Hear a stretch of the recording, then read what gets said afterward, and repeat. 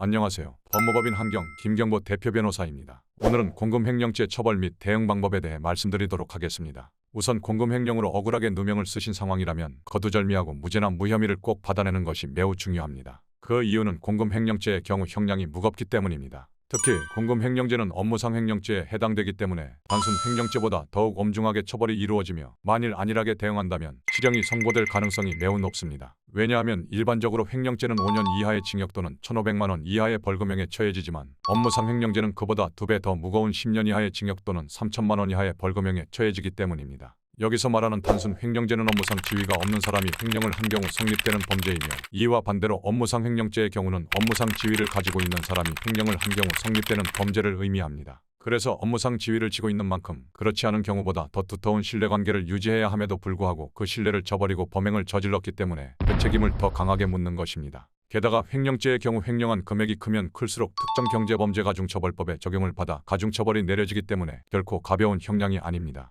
때문에 공금횡령으로 얻은 이익이 5억 원에서 50억 원 미만이면 3년 이상의 징역에 처할 수 있고, 만일 금액이 50억 원 이상이라면 5년 이상의 징역형에서부터 최대 무기징역으로까지 선고를 받을 수 있습니다. 따라서 공금횡령죄 혐의에 억울하게 연루된 경우라면 지금부터 알려드리는 내용을 꼭 기억하시고 활용하셔서 무죄나 무혐의를 받아내시길 권장드립니다.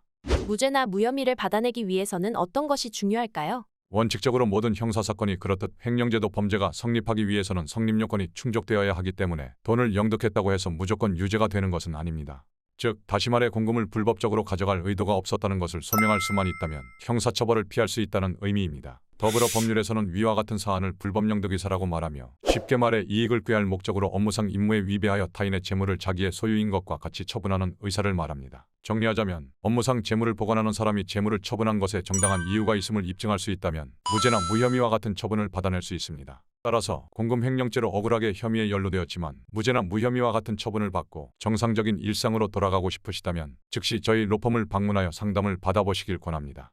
변호사님이 실제 해결한 사례가 있을까요? 업무상 횡령죄와 관련하여 성공적으로 해결한 사례를 말씀드리면, 사내 이사의 지위에 있는 자가 공금을 임의대로 사용했다는 것으로 의뢰인은 업무상 횡령죄 혐의를 받고 있었습니다. 이렇게 억울한 상황에 연루된 의뢰인분은 혐의를 벗고자 법무법인 한경을 찾아왔으며, 이에 본 변호인은 무죄나 무혐의를 받아내기 위해 의뢰인과 상담을 진행하였습니다. 게다가 본 변호인은 상담 내용을 토대로 의뢰인과 회사는 실제로 실질적인 협의는 이루어진 상태였고 약간의 입증 서류가 부족했다는 사실관계를 파악하였습니다. 이와 더불어 본 변호인은 의뢰인에게 불법영득의사가 없었다는 사실을 입증하기 위해 수사 단계부터 각종 자료를 제출하였습니다. 그 결과 의뢰인은 연루되어 있던 혐의에 대해 경찰 단계에서 불송치 결정, 즉 무혐의를 받아 자신의 일상을 되찾을 수 있게 되었습니다. 특히 경찰 내에서 조사는 여러 차례 하였지만 수사관님이 수사에 적극적으로 협조함과 동시에 의미 있는 자료를 보기 쉽게 정리하여 제출을 하였기 때문에 결국 좋은 결과로 이어질 수 있어서 뿌듯하였습니다. 이처럼 업무상 횡령죄에 억울하게 연루되었다고 할지라도 불법 영득의사가 없었다는 사실을 입증할 수 있으면 충분히 무죄나 무혐의를 받아낼 수 있는 만큼 포기하지 마시길 바랍니다.